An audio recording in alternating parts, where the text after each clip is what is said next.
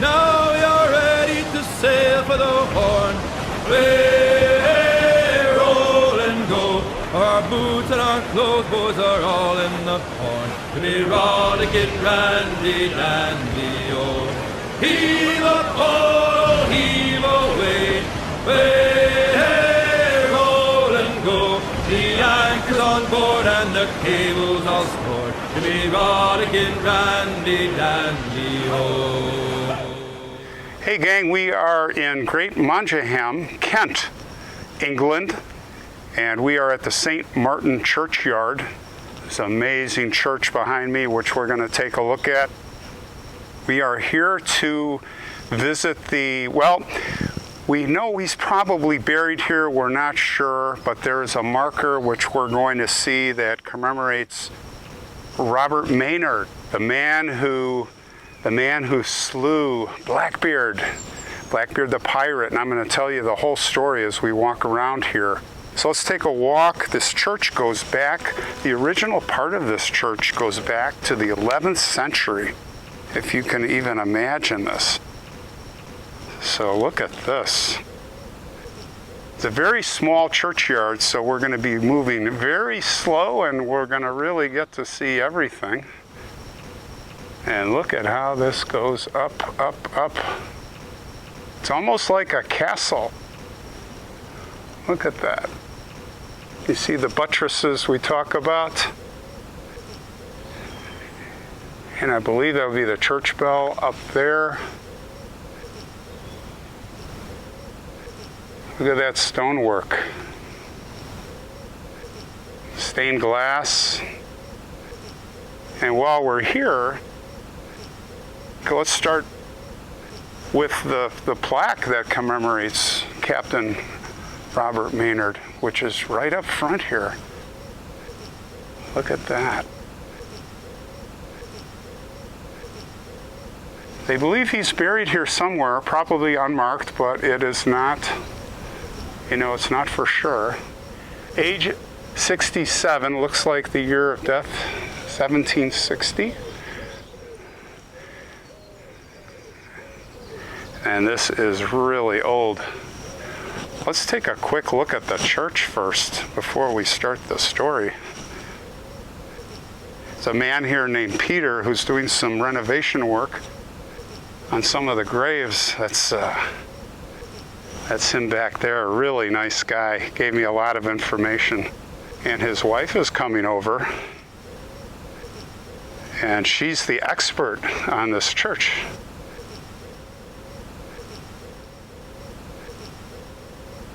But yeah, let's take a quick look here. Look at the slate. Looks like slate or some type of, that doesn't look like slate, some type of stone. Interesting. This reminds me of the lich gates. You know what the lich gates are? They're entrances to churches where they would rest the coffins.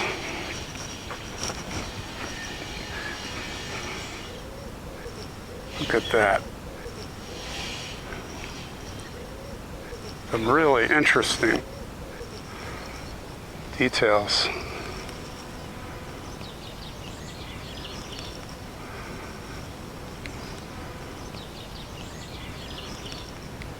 It's in very good shape, considering how old it is.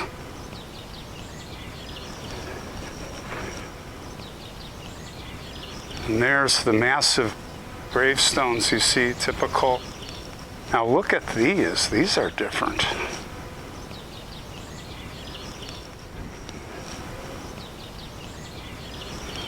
I haven't seen these before. Look like mummies.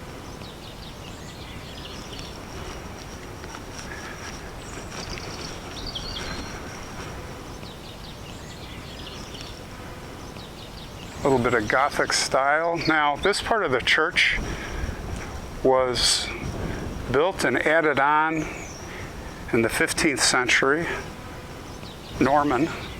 We go all the way back to the 11th century. The church was even older than that, I think in the year 500 or 600. A wooden church that was here that they built this church on top of. So here is the original church.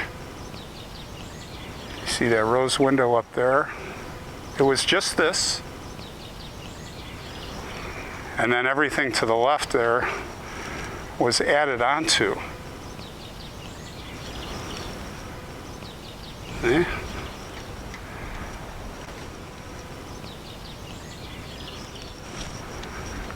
Magnificent. I'll give you a wider angle here.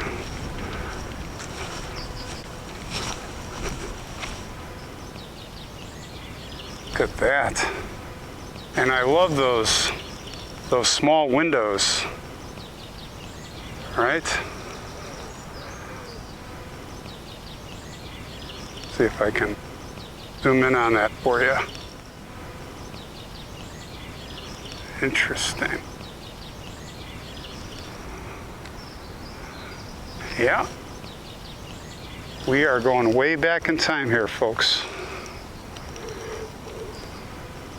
Seems like all the places I've been, you hear the pigeons. So let's take a little look around here. And we're going to go very slow. And we might even walk in some circles while I tell you guys the amazing story of Blackbeard and Robert Maynard.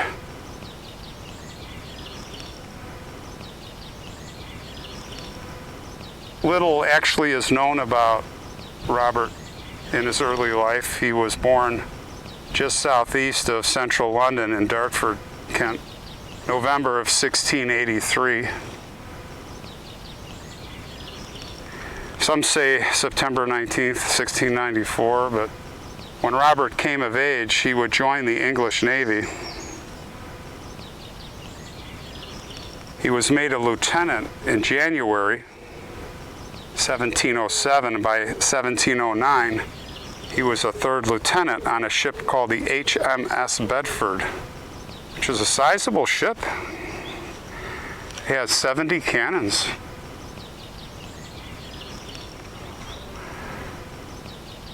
But it would be later in 1718, a 34-year-old Lieutenant Robert Maynard would find himself in America in the colony of Virginia.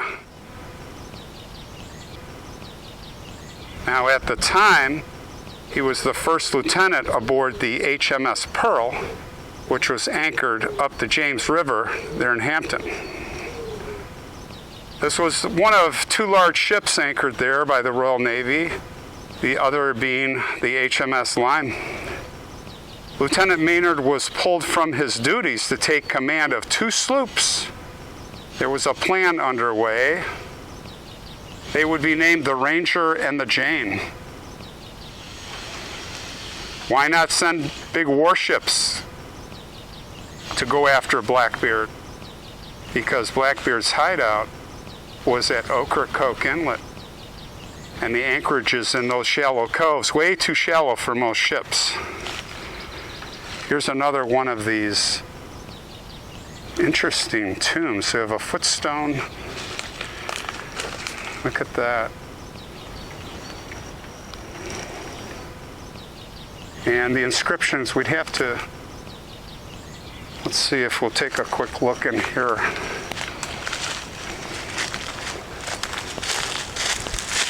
See if we can see. No. Oh, there is. Yeah, let me get in here. You guys can see this. There is an inscription, so it's, I don't know if you can read that. In memory of Anne Dray, 1872, and Mary Dray, sister of the above. So Blackbeard's hideout was by design. He didn't want the ships to come in the inlet there, and this was in North Carolina.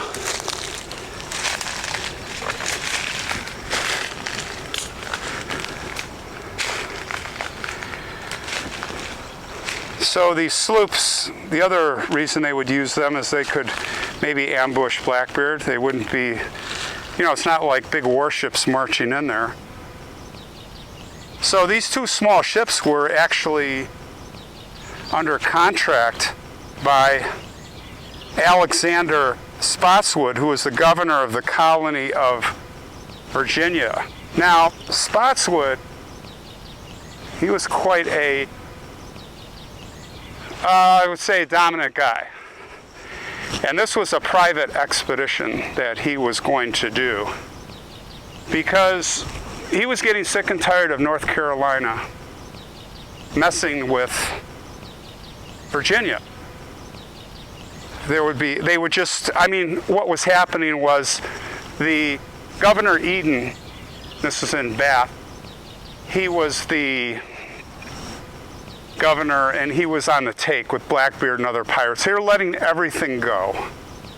And Spotswood had enough. So he's like, we're going down there and we're going to teach that colony a lesson. And I don't care if it's wrong. We're just going in there anyway. I think he had permission, even from the king, because it was so bad. So they sent a land expedition. At the same time, they sent Maynard with the two sloops. It was like a two-pronged effort to try to capture, or better yet, kill Blackbeard.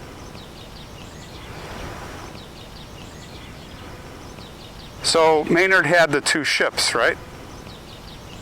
Now he was going to get a baptism as a mercenary. Now, I read the book, several books, but many of you have heard of the famous Daniel Defoe, who wrote Robinson Crusoe in 1724. Well, he published a book called A General History of the Pirates.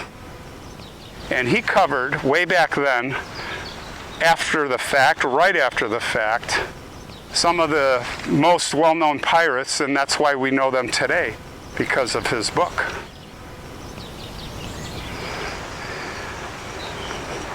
Including Edward Teach, or Thatch, however you will, Blackbeard. The book was written only 5 years after his famous battle. Looks like there's like a garden here. Interesting. So Governor Spotswood would now send Maynard on this deadly mission. Maynard was given 33 to 35 men from his own detachment from HMS Pearl and 24 to 25 from HMS Lyme. He took the larger of the two vessels, named her Ranger. The rest took to Jane, captained by Thomas Tucker. Now, historians differ on the name. It might have been Mr. Hyde. But they departed the docks of Hampton, Virginia on November 17th, 1718 at 3 p.m. And they were loaded with arms and ammunition. They looked like giant rowboats. They also maybe had some swivel guns. And they came out to the open ocean. They sailed south. Now, winds were light, trip was slow, but on November 20th, they were close. It is then when they entered Roanoke Inlet, now sailing south in the shallow of the Sound. They went to the north of Ocracoke and entered that way, and that probably helped them not being noticed. The next day, November 21st, almost passed without incident, but that evening they finally spotted the pirates in their hiding place off the inlet. Blackbeard was aboard his well-armed cannoned sloop Adventure. Lieutenant Maynard maintained secrecy, anchoring for the night. The next day he ordered his ships to move straight in. There wasn't much wind at all, so the men, they had to row. This left them exposed over the shallow gunwales. Just imagine all these guys rowing away with their torsos and heads completely exposed. As they drew closer, Blackbeard who, by the way, was a complete maniac, a little bit on Blackbeard. He had, as many of you know, a black beard. Well, his beard went almost up to his eyes. He was just an intimidating force. And he was very animated. When they went to battle, it was all about scaring the other people into surrender. And what he would do is tie ribbons and light them on fire in his beard and all kinds of other antics. He would use a cutlass, which was only to be used by the strongest of men. The type of sword that was very heavy, and you'd have to take full 180s to, wasn't like a little sword fight. So he was quite an imposing and intimidating character. One of the things he did, this just shows what a nut he was, and they were always drunk on rum, is he would go below deck, and he'd take two of his men, and it was like, who can see who can outlast the other? And they would close the hatches, and then they'd get smudge pots, which were like they could smoke, and they would basically, it's like smoke inhalation, how much can you take? And he would always win. And one of his men, Israel Hands, in one of those incidents where, he was ruthless. We literally had two of his top men sitting across the table in his cabin, and he literally took his gun and shot one of them from under the table just because. So it was Israel Hand. He was wounded. He survived, but it's like just a crazy man. So they meet, and the boats are coming together. Just imagine. And he's in this big ship, right? So what does he do? They have words exchanged, and Blackbeard's trying to who are you? And Maynard's he says who he is. And then Blackbeard's they're going back and forth, and Blackbeard's I'm going to cut you to pieces unless, and Maynard's no, I'm going to, it was all out. So the two sloops were coming close to his ship, and Blackbeard unleashes two broadsides was grape shot, and it literally wiped out on the Jane most of the men, and then another one on the Ranger. It wasn't as brutal, but Blackbeard thought that he had them dead to rights. So Blackbeard moved in for the kill, and that was his mistake. Maynard had put most of his men below, probably laying on their stomachs. It's not like there was a big multi-decks below. And when Blackbeard was about to board and they were about to, the gunwales touching, his men, and this was one of their tactics, they had mini kegs and hand grenades, and this was more for the shock and fear factor, and they threw those. And it had little effect because the men were below. And the helmsman under Maynard, he stood his ground, and they're like, look at this guy, he's all by himself. It looked like there was just Maynard and him. So it was a trick. So Blackbeard moved in, they threw the little mini kegs, if you will, or grenades, and there was all this smoke, and Blackbeard's like, board, let's go. They all jump on, and out of the smoke from below the hold, Maynard orders all the men up, and there's a hand-to-hand combat. Now, everyone's afraid of Blackbeard, and it's kind of like piranhas, and remember this when I say this, it's like they're all afraid to go after him, but once he's wounded, and we'll get to that, it's interesting. But Maynard and Blackbeard, they end up in shooting guns at the same time at each other. Blackbeard missed. Maynard hit Blackbeard or wounded him, but it wasn't bad. Blackbeard's got his cutlass, and he's and he breaks Maynard's sword. He slams it down and breaks his sword, almost cutting his hand off. He injured Maynard's hand, but somehow the shield of the sword, he was about to run Maynard through, but a Highlander, one of Maynard's men, came running up right from behind him, jumped on his back, and put a knife right in his neck. And it was a mortal blow. But Blackbeard was still going. He was not having any of that. And and remember when I said the piranhas? Well, when the other men saw that for Maynard, they all piled on, and they annihilated him, this big grizzly bear. Can you imagine? So, what were the prizes? Well, Eden got in trouble, the governor, because where did they go? They went right there to Bath, and they confronted, the other force came in, they were hunting the other pirates down, and part of Blackbeard's crew, and they found all the booty that Eden had hidden, which was flour and big barrels, and they've confiscated all that as the prize, and of course they cut Blackbeard's head off, and they kept it for safekeeping on the voyage back. And they came triumphantly back. They would mount his head on the bowsprit. Can you imagine that big black bloody head with rope tied? And boy, you didn't want that to fall off. They'd dive in and get that. That was the prize. You wonder whatever happened to that head. Kind of like, they have Cromwell. Cromwell's head is on a pike and it survived. Somebody owns it to this day. You'd think Blackbeard's head, they would have that. So that's basically the story of how Blackbeard got taken down.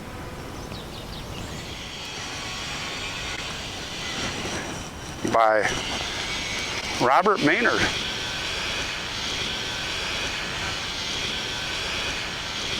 So there it is.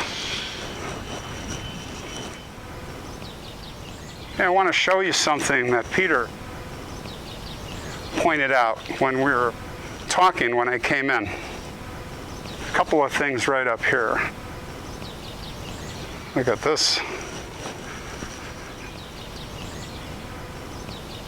The man who invented the postage stamp.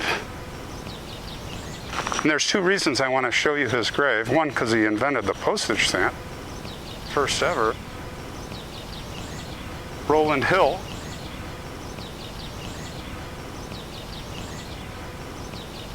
And what I wanted to show you is, remember I was saying, it looks like these are mounted, or I thought they were like stickers. Well, decades ago, what they do is you can see here, they're pinned on. Clever, but maybe not, because they only last a few decades, then they start coming out, and what you're left with is the poke holes.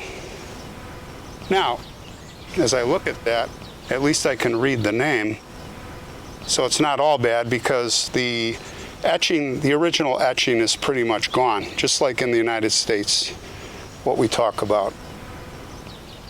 But that's how that works.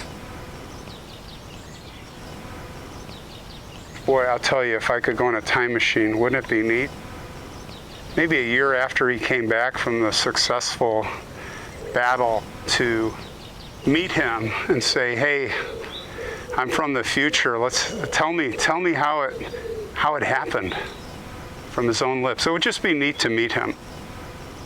Pretty brave guy. And not a guy that got a lot of recognition, right? I mean, you look and compare a century, more than a century later, Lord Nelson, although Lord Nelson, he led everything. The Battle of Cape Trafalgar, and just the biggest British hero, but this man's like forgotten. Except in this area, they do have some type of annual function here, so that's good. They remember him here.